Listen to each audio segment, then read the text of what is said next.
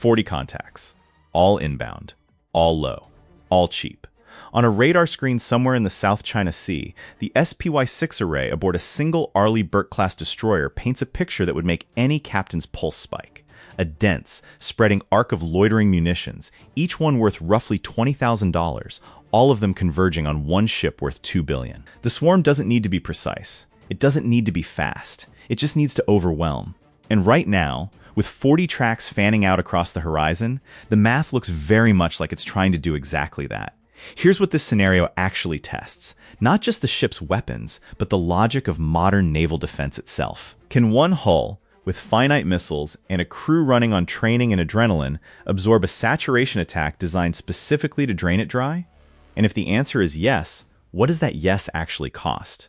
Stay with this, because the answer isn't a simple kill count.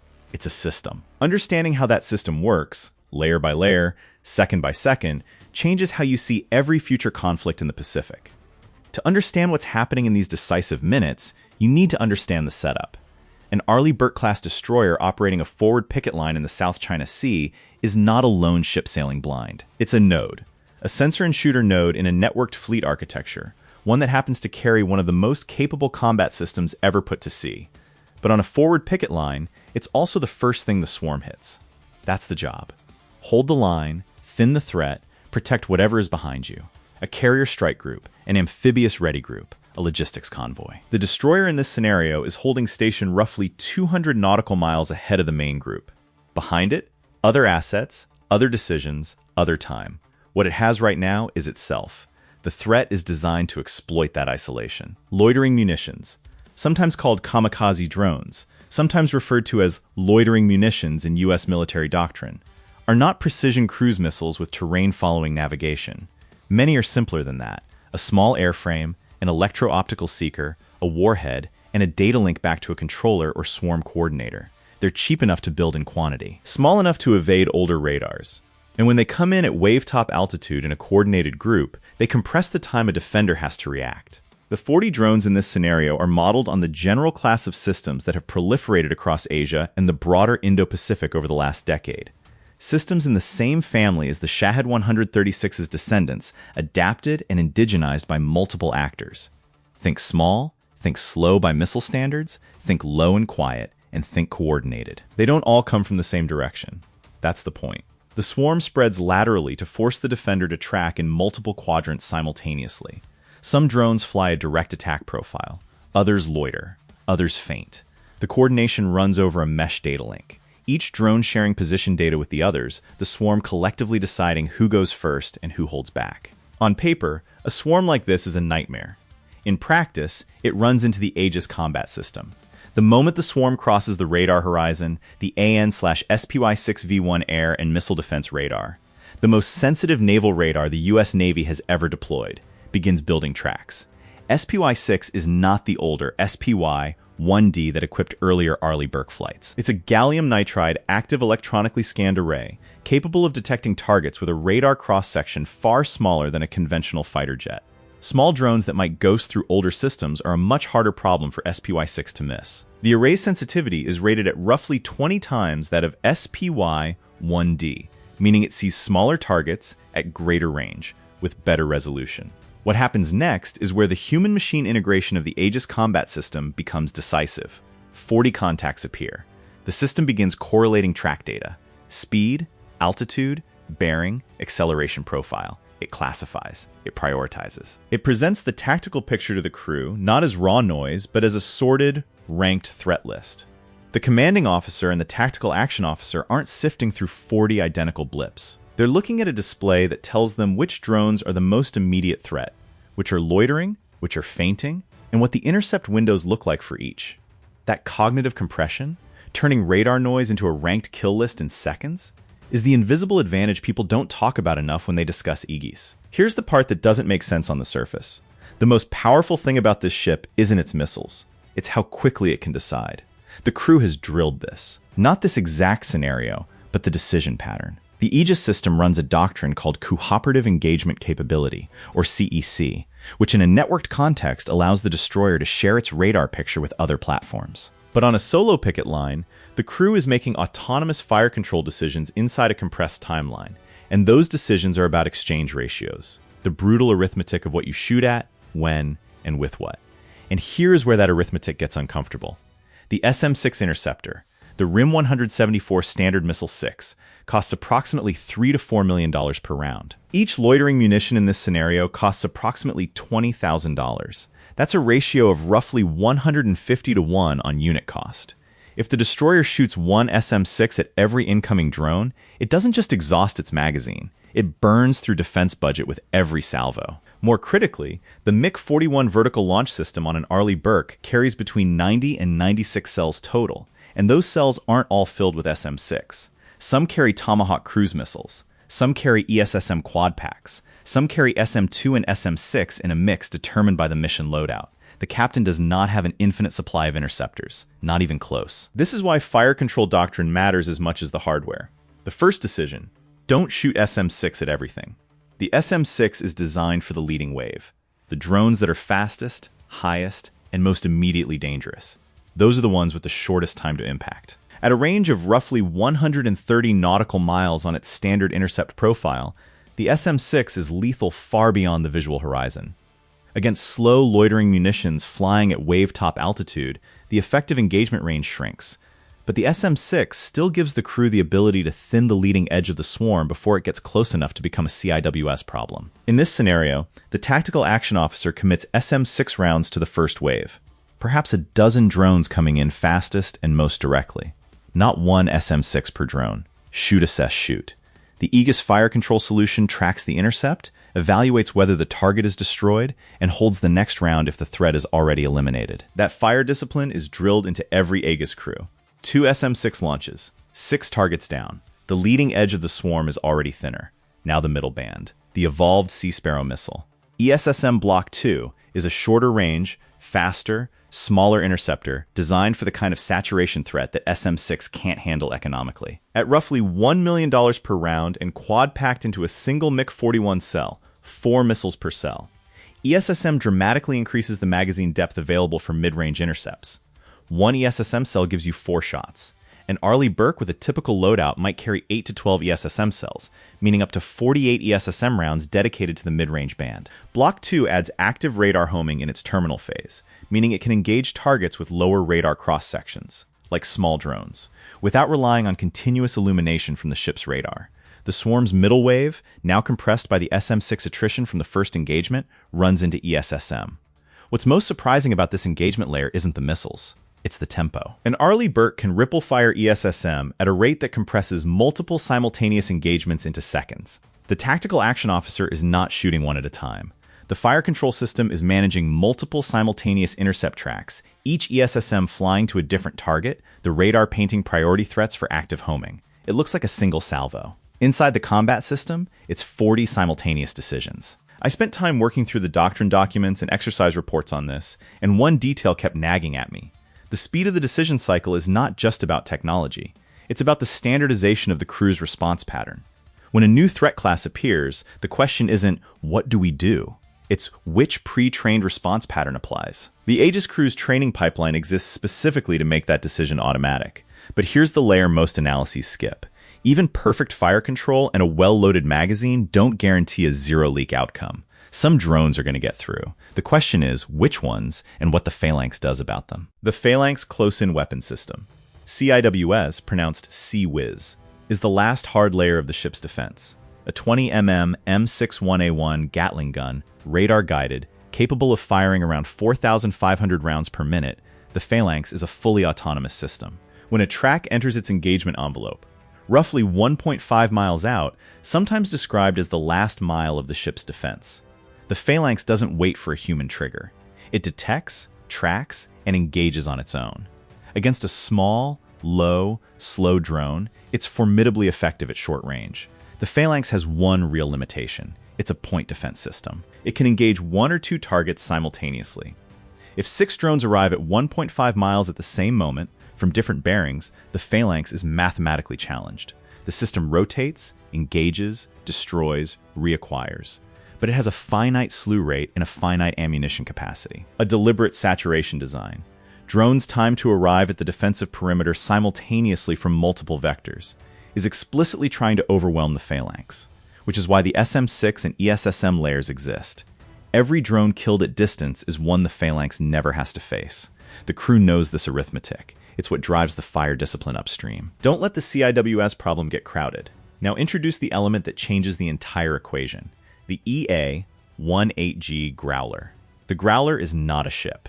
It's an electronic warfare aircraft, an F/A-18F Super Hornet airframe converted into a flying jamming platform operated by the US Navy from carrier decks and shore bases. Its role in a drone swarm scenario is not to shoot anything. Its role is to blind the swarm's nervous system. Here's what this tells us about how swarm warfare actually works.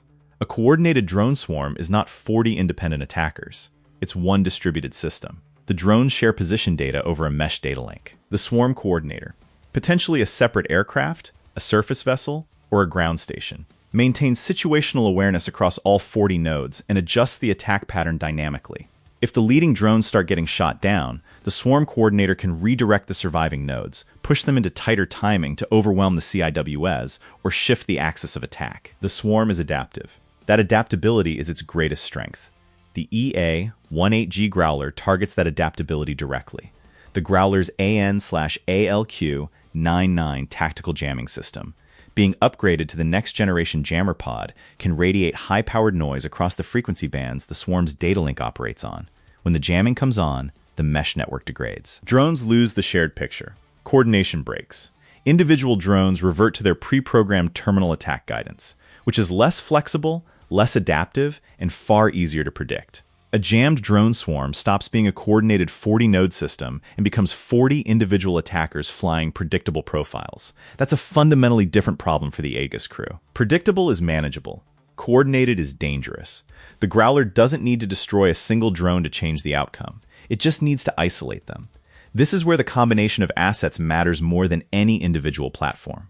The destroyer tracks, the SM-6 and ESSM thin, the Phalanx backstops, and the Growler severs the swarm's coordination.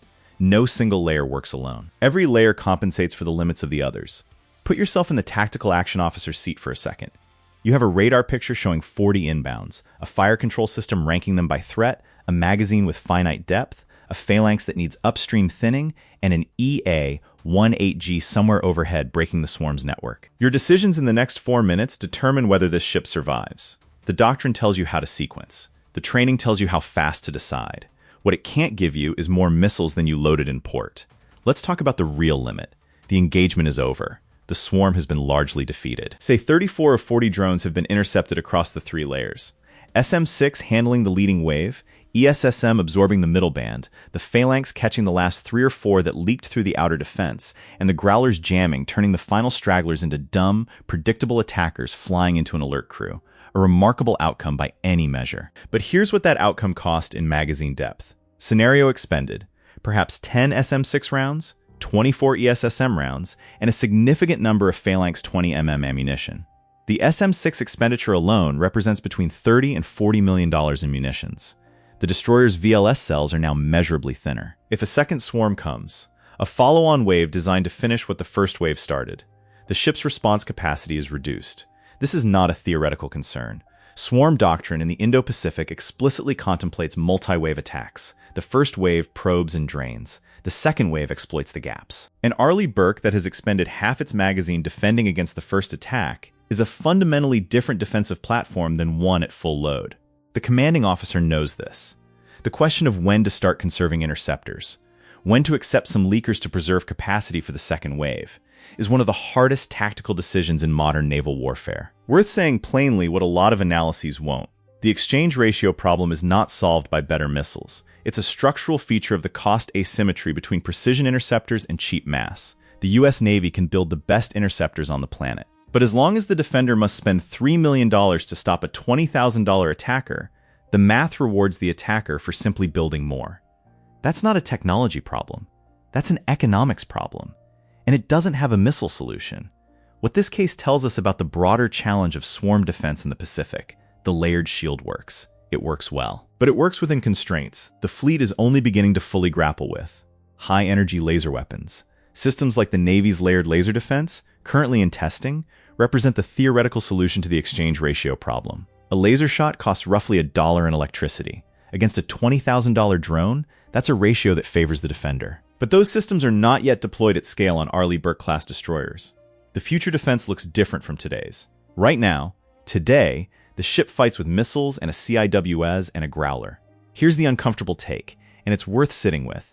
The US Navy's greatest vulnerability in a sustained swarm campaign isn't technical, it's logistical. The interceptors are finite. The supply chain that replenishes them, the ports, the airfields, the logistics vessels, is itself targetable. An adversary that understands this doesn't need to sink the destroyer. They need to drain it, then prevent it from reloading. That's a strategic insight, not a tactical one, and it suggests that the real competition in the Pacific is not about who has the better radar. It's about who can sustain the exchange. So what does a successful layered defense actually demonstrate, beyond the engagement itself? It demonstrates the doctrine. That's the word that military professionals use, and it's often the word that gets lost in discussions about hardware. The Arleigh Burke doesn't win because it has good sensors and fast missiles. It wins because its crew operates those sensors and missiles according to a thoroughly tested, continuously refined decision framework. One that assigns every crew member a specific role, every system a specific engagement window, and every threat type a specific response sequence. The Aegis combat system is powerful. The doctrine that governs it is what makes it lethal. The SPY-6 radar detects. The Aegis system sorts and prioritizes. The tactical action officer makes fire control decisions within pre-established rules of engagement. The SM-6 engages at distance. The ESSM fills the middle band. The Phalanx backstops inside 1.5 miles. The EA-18G Growler severs the swarm's coordination overhead. And behind all of it, hundreds of training hours, fleet exercises in the Pacific, red flag-style events where simulated swarm attacks are run against actual ship crews until the response becomes reflex. There's a line in the Navy's own after-action analysis framework that reads almost like philosophy. The system's advantage is the crew's proficiency. What it means is that the hardware envelope is fixed. You can't make an SM-6 fly faster by training harder. What you can do is make the decisions around it faster, more accurate, and more consistent. The crew's proficiency is the variable. The adversary cannot replicate simply by building more drones. Here's what the scenario ultimately reveals about the balance of power in the South China Sea right now. A single Arleigh Burke class destroyer, properly crewed and properly supported, can absorb a 40-drone saturation attack and come out intact. That's a genuinely remarkable capability. It's also a capability with a defined ceiling. A magazine that empties, a Growler that has to return to base, a resupply chain that takes days. The ship is not invulnerable. It's resilient within constraints. And in a contested maritime environment, knowing precisely where your limits sit is half the battle. The broader implication, cheap mass versus expensive precision, is not a new problem. Every naval power in history has grappled with the cost of defense versus the cost of offense.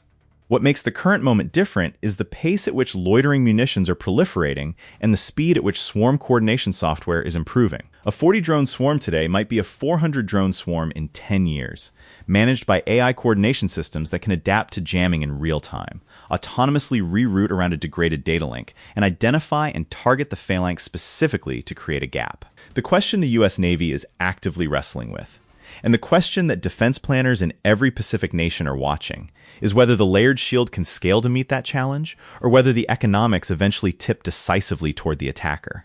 The most interesting answer to that question isn't the one being built in the weapons labs. It's the one being built in the operational concepts. How does the fleet change its tactics? Does it disperse, reducing the value of targeting any single hull? Does it invest in offensive suppression, destroying swarm launch platforms before they can deploy? Does it accelerate directed energy deployment to break the cost asymmetry? All three paths are being pursued simultaneously. None of them is fast enough to be the sole answer. Together, they suggest that the US Navy's response to the swarm problem is not a single weapon. It's an evolving architecture. What would you prioritize if you were advising the fleet? More interceptors, more directed energy, or a fundamentally different dispersal doctrine? Not a rhetorical question. The real answer has trillion-dollar consequences, and serious analysts disagree. One detail that stuck with me working through this scenario, the Phalanx CIWS, the last hard layer, the system that catches what everything else misses. It was designed in the 1970s. It has been continuously upgraded, its radar sharpened, its fire control software improved, its round optimized.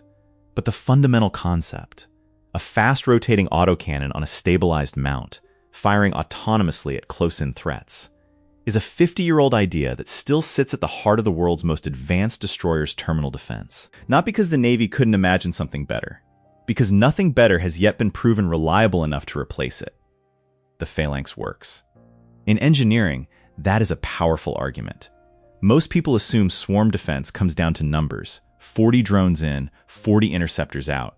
The evidence from every exercise and real-world engagement tells a different story. It comes down to layers. The drone that the SM-6 kills at 60 miles is the drone the ESSM doesn't have to face at 15. The drone the ESSM kills at 15 miles is the drone the Phalanx doesn't have to face at 1. And the drone the Growler blinds is the drone that arrives confused, predictable, and alone instead of as part of a coordinated final push. The math is not about totals. It's about compression, forcing the threat to arrive thinned, isolated, and manageable at each successive layer. The Arleigh Burke holds. The swarm is defeated. The magazine is lighter, the crew is exhausted, and the tactical picture has shifted. But the ship is still on station, still transmitting, still the node it was supposed to be. That's what a successful defense looks like in the South China Sea today. Not a clean elimination of every threat, a managed outcome. A ship that absorbed the punch and kept fighting.